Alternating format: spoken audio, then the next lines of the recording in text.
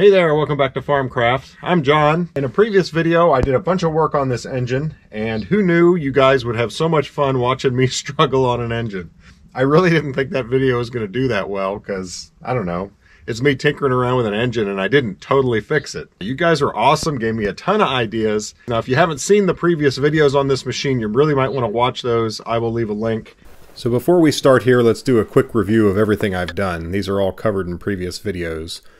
I started cleaning the carburetor, I checked the fuel shutoff solenoid, I put new plugs in, I put a new air filter in, I even checked the air filter intake tubes, I put in a new fuel filter, I changed the oil and the engine oil and filter, I did a rebuild kit with a new diaphragm, a new needle and seat in the carburetor, and then I also did an ultrasonic cleaning of the carburetor. I discovered that I had intermittent spark, so I started addressing that. I replaced the coil, I replaced the plug wires, I at the same time replaced the PCV valve and the crank sensor, which turned out to be quite a job, and led to multiple other jobs like the thermostat and the water pump, and even a new alternator. And that was just what I've done to the engine. I've done a lot of other repairs to the whole lift. But here we're working on the engine, and we still have an engine that can be really hard to start. One thing I'm going to do in just a minute here, I'm going to check the compression with the engine cold. Now, my thought process, I haven't checked the compression yet at all. And because it runs perfectly sometimes, I assumed, well, the compression's going to be good. Now, obviously, when the engine is warm, the compression is going to be good because it runs perfectly. But I hadn't thought of this. The compression could be temperature dependent. So when the engine's cold, maybe I'm not getting the compression, and that would contribute to the poor starting. That's definitely legit, so we're going to check that. 2 people out of all the people that watched that video saw something on screen that when the first person said it, I thought they were seeing things. And then the second person said it, and I looked really, really hard, and I found it, and I'll leave it right here. There's actually sparking in the wire coming from the crank sensor. And I edited this video. I looked over all of this stuff, and I can't believe I didn't see it. But let me show you exactly where we're talking about. I've already pulled the looms off. So this is going to the coolant temperature sensor, and this is going to the crank sensor. And I don't see a break in the wire, but there must be a crack or something that it was sparking through. So I am going to tape those up. We are going to use our friendly socket and electrical tape to make a mini roll.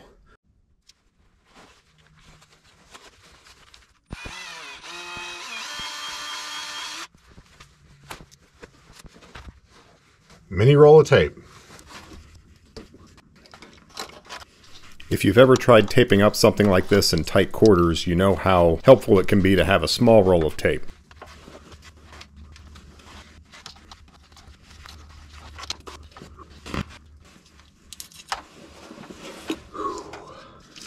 Don't think we should see any more sparking from those. So I've got all 4 plugs out. They look a little dark, but not too bad. Just like it's been running a little bit rich. And here's the compression tester. So the other thing I did is I wired up the world's most janky remote start switch. This is the only switch I had, but you know, this thing, you push the start button, but as soon as the engine cranks, it actually automatically disengages the starter. And then just when you're pushing, you're giving it throttle. So having it on and leaving it on a little long doesn't matter. So this actually works very well. And this was a big barrier for me in working on this engine. To be able to be here right beside the engine when it's trying to start. I realized I should have done this a long time ago, but it took me a while to realize it. But because this machine has an automatic choke and automatic throttle control, I wasn't doing the normal things I would do when troubleshooting an engine. Play with a throttle, play with a choke, try to figure out what makes it run better. Because I was on the other side starting, I don't know, stupid, don't make that mistake. Remove whatever barriers are in your way from troubleshooting your engine. All right, let's see what kind of compression we got.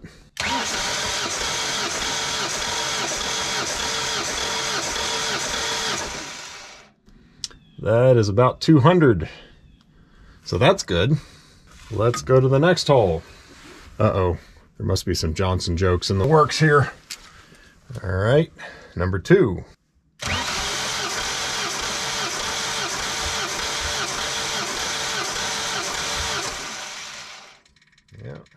just over 180.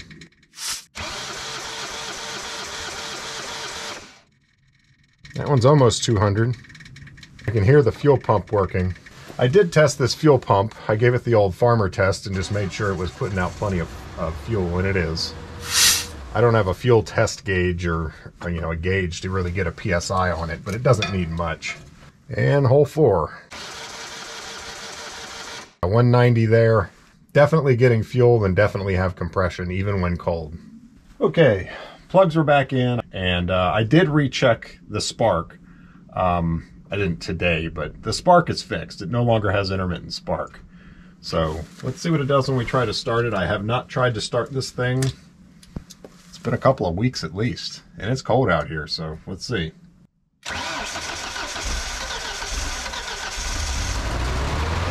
This shows you how frustrating this engine can be. If it started like this all the time, I wouldn't have a problem. It started right up. Did you hear it crank? It catches and then it cranks, and then it catches and then it cranks, and then it catches and then it cranks. And I've been scratching my head trying to figure out what is that? What is causing this rhythmic, on, off, on, off, on, off as it's trying to start? And several people saw it in the video. I probably would have put the pieces together eventually, but I have to credit the viewers here. The automatic choke is not working. The choke is supposed to be choked. When the engine is cold, it's supposed to be choked. And it was flapping open doing this, and that's exactly what I'm hearing.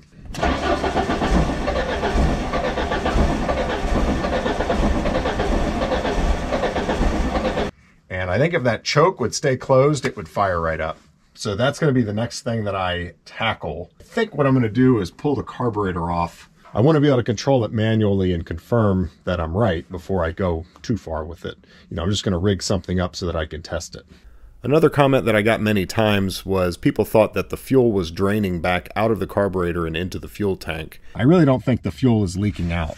And let me show you why. This is where it comes in, and the bowl is lower than that incoming nozzle. This is the bowl here. Yeah, there's just no way for it to come up through that needle valve and leak out. It would have to siphon through there. I think that's really unlikely. And every time I've pulled the bowl off, even when the machine wouldn't run, there was fuel in the bowl. So I don't think that's my issue. So this is the automatic choke here, and it's interesting. It doesn't open all the way. It's doing this as the engine cranks. So it catches, and then the engine increases suction. It pulls the choke open, and then it dies. And then it catches, and then it dies. And it's doing that. And I think that's my problem. The automatic choke is automatically not working. And for anyone wondering, these are adjustable, and I adjusted it as it said to do in the manual. And you want to adjust it until it's closed, like that, and then for every 5 degrees you go another line. And that's how I ended up on that point when I last did that. And I've gotten many, many comments from people saying that these things are just junk. They don't work.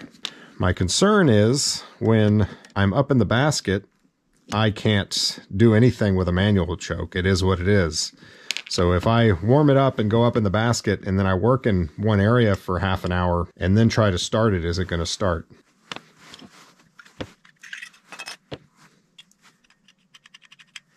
And here we are back with our choke limiter. And partially I'm doing this to show you. I'm also partially doing it to make sure I haven't missed something. But I do not think that this adjustment will do anything in this carburetor. If you can look up in there, that thing is plugged. It wouldn't even matter if you adjust it, because I'm all the way one direction and that closes it. And if I come back all the way the other direction, it doesn't all the way open it. So with that thing there, you're just not going to get full travel on this choke, no matter what you were able to do with that plug.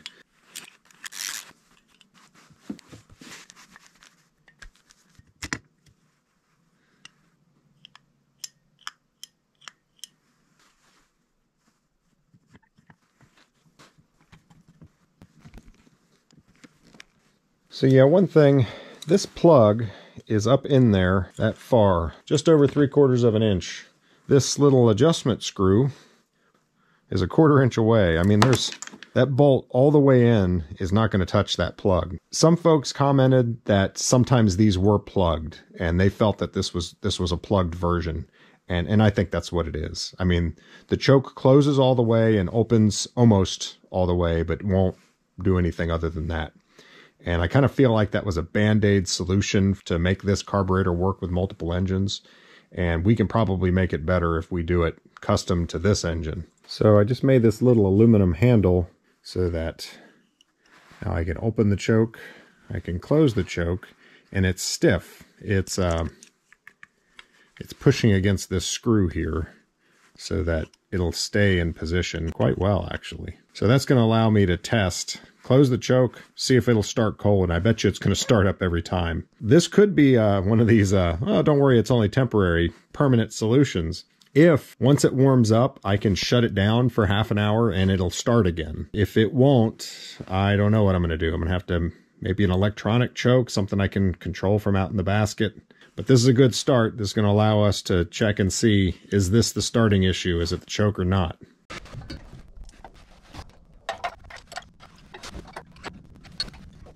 We're at full choke, and then that will be open. All right, so this is going to be our first start with an actual full choke. It's cold. I haven't run it since yesterday. Let's see what it does.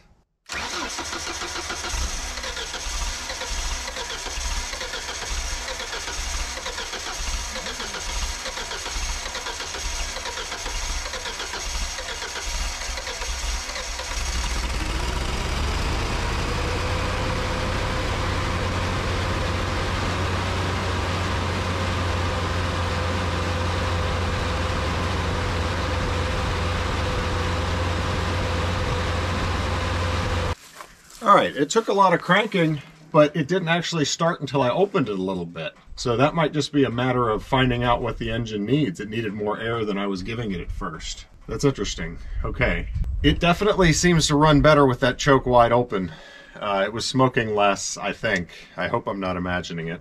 I'm gonna have to put this thing back together and experiment with this for a little bit. With several cold starts, I'll try to get a feel on how much difference that choke is gonna make. I expected it to fire right up, but it did not on full choke. It needed somewhere, you know, just a partial choke.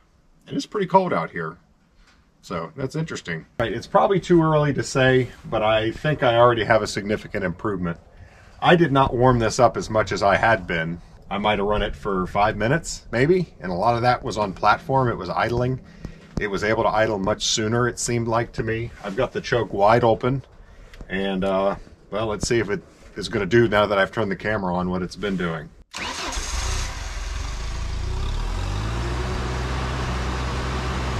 about that?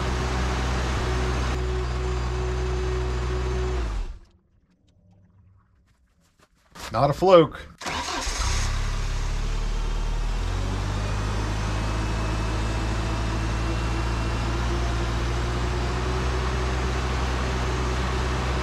Alright, we're going to move some cows. They've been on this field for a while. We're going to give them a better field.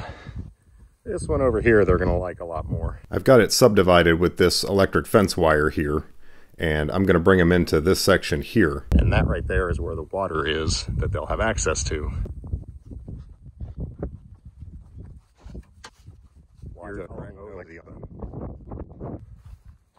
Hey, mooers.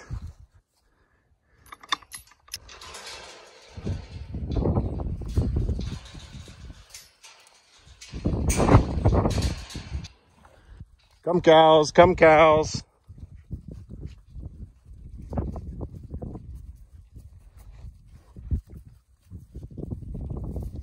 That's 71.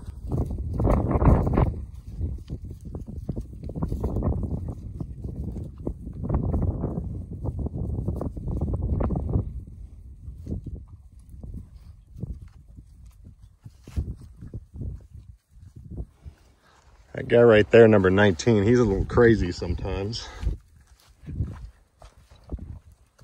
Gotta keep your eye on him.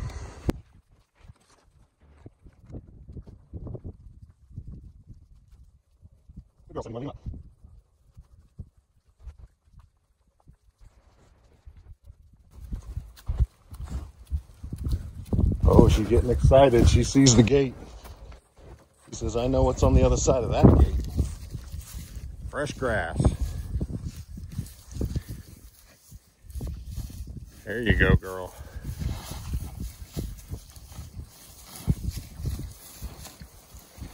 Tear it up.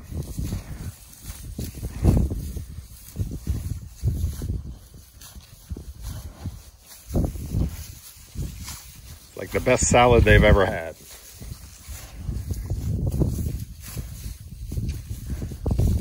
There's Emily. So that's her daughter.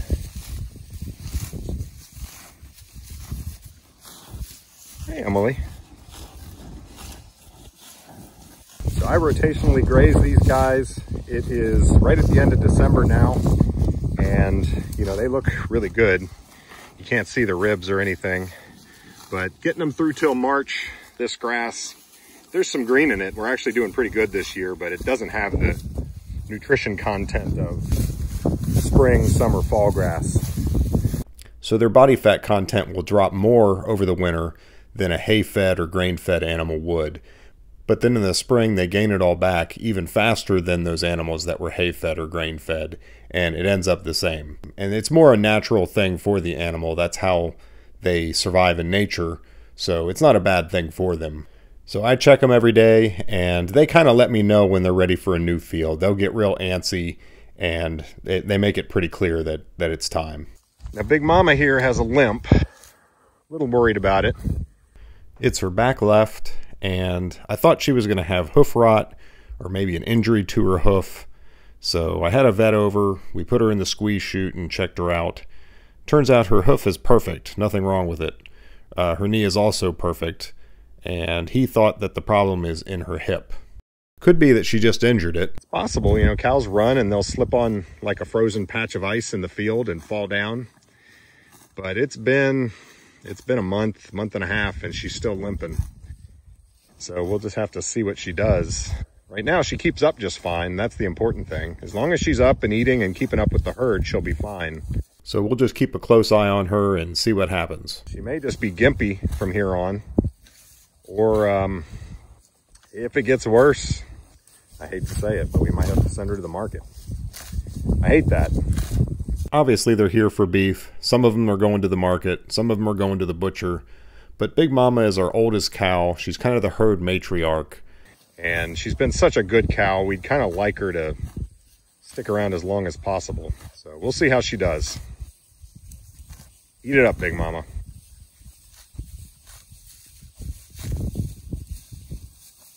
So far, it has started much better doing the manual choke. And I do think that was at least, if not the problem, it was most of the problem. It's about 60 out here. This is the kind of day that I would normally run this lift. So I want to see if I can actually start it without it choked. That seems kind of stupid, but the thing is that I'm worried about having a manual choke. If I'm up in the lift for any length of time, I've shut the engine down, say I'm painting or something, when I then go to start it back up, is it going to restart? If it'll start when it's not choked, then that's awesome. Then I can basically call this fixed. I'll have to do manual choke once when I get it running. Like, I don't expect it to start easy without any choke. But you get the point. Let's try this thing. We'll see what happens.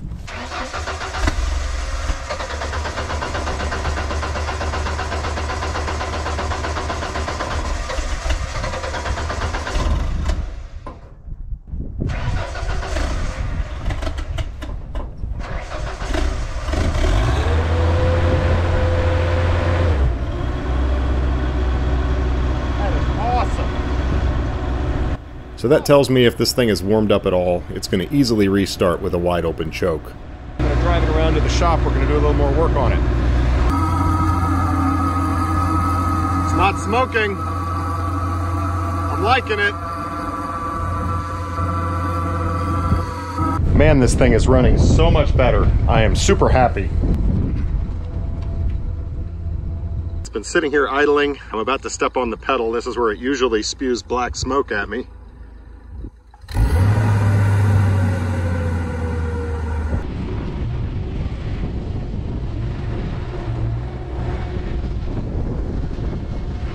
So honestly, it's running so well now, I probably don't even need to do this, but I already bought a new tool for it, so we're going to do it.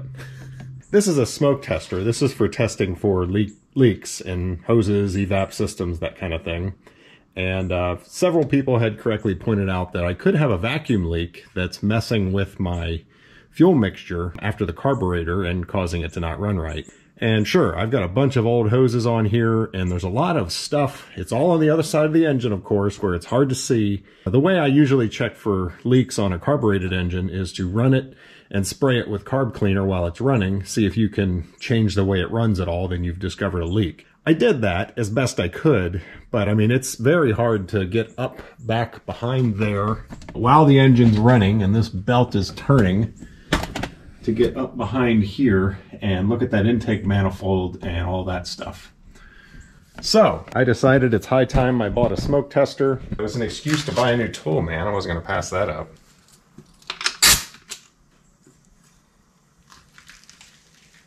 So there you go, we're making smoke.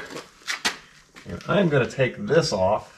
This is a hose that goes from the intake manifold to the ECM.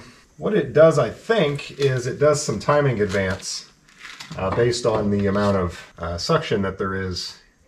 So that's a good place for me to tap into the system. All right, so this is what we got. Now all the leaks up here, I expect that. That is the intake, that's before the carburetor. Those do not matter. But no leaks from the PCV hose, the PCV valve area, or anywhere else. Anywhere on the intake manifold, I don't see any leaks. So everything else looks good. All right, let's try a cold start. I haven't started this in a couple days. The battery's weak because some idiot left the ignition on all night. Wonder who that was. So I've got it on half choke. Let's see what it does.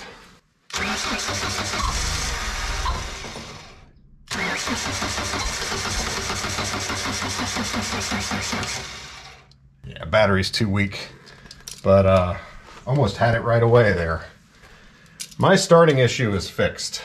That is awesome. All right, battery's charged. Let's try this again. Recalling the last video on this lift, it took 17 seconds to get it to start.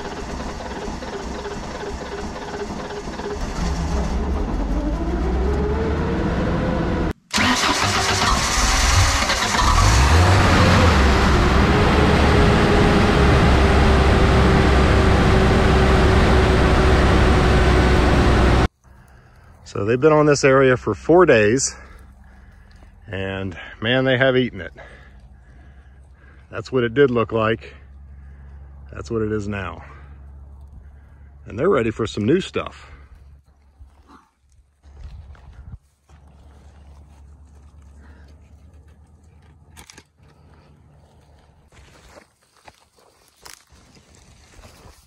Come cows, come cows.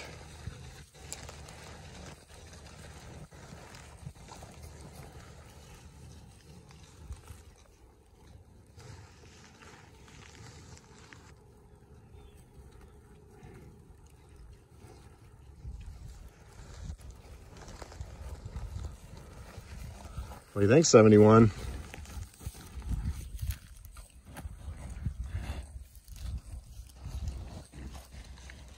Here's Big Mama.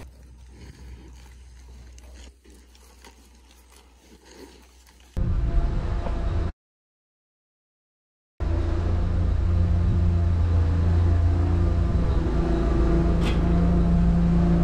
you listen to this thing run?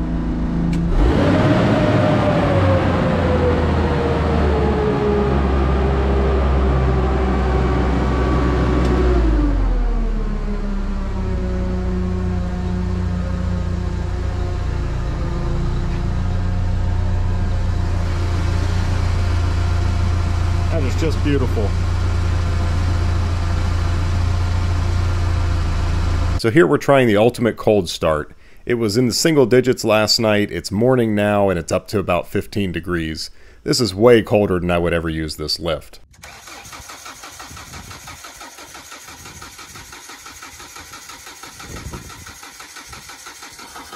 So this definitely was not an easy start.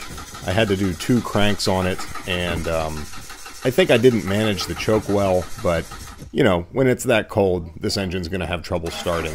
That's fine. Plus I haven't yet figured out how much choke the engine needs, and that's going to vary with the temperature. I can certainly get better at this.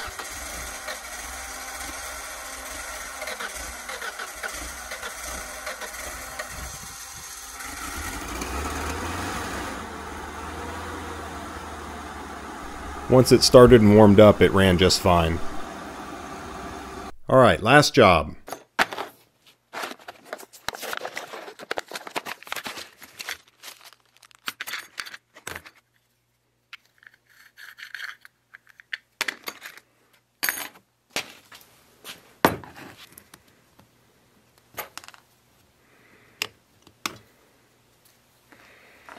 So this kit was designed to be able to convert an automatic choke into a manual choke. That was that stupid limiter mechanism. We won't be needing that anymore.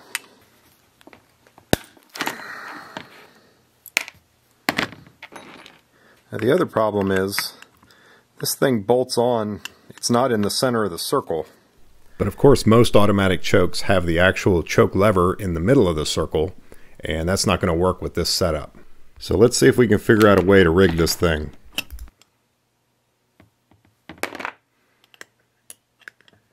Maybe I just do this.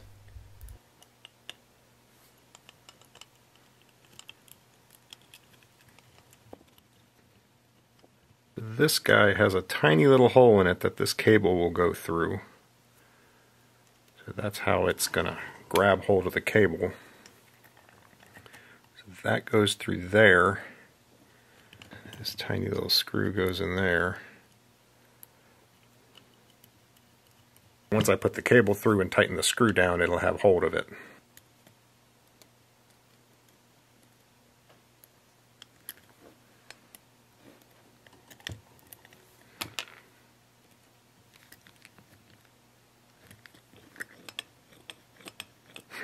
Cool. This is going to work just fine. I just need to have this mounted somewhere in line with that, and then you screw this on like that to clamp that cable in place, and then obviously the other end of the cable is that's your choke. So when you pull that, it's going to pull the wire in and close the choke, and then when you push, it'll open the choke. Hopefully. That's the idea. This thing's going to have to go through some twists and turns, so we'll see if I can get it to function right. And then I don't know where I'm going to mount this bracket. I'm going to have to go out there and look and see what's available for me. But, you know, this thing isn't that big of a deal. I can bend it, maybe even make my own if this one isn't going to work.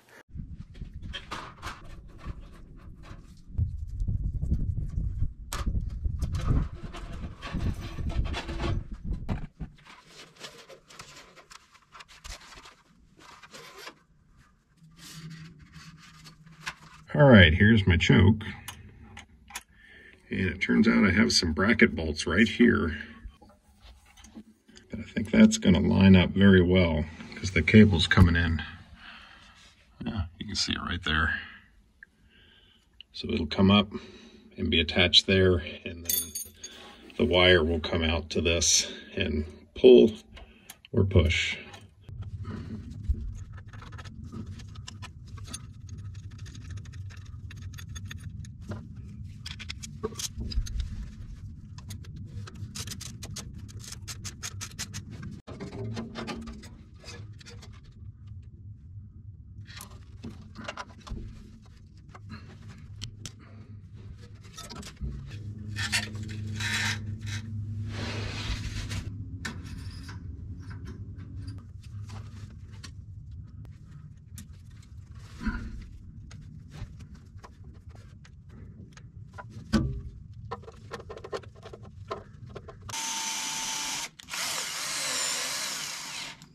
I did check, there's no wires anywhere close to this on the back side.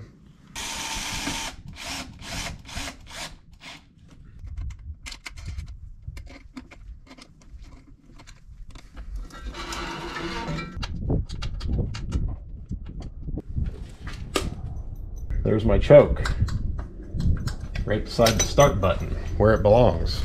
So now the question is that going to work?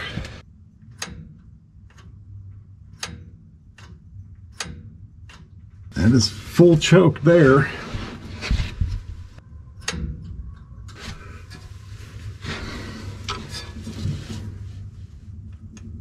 Yep, that's fully open. Yep, it works. How about that?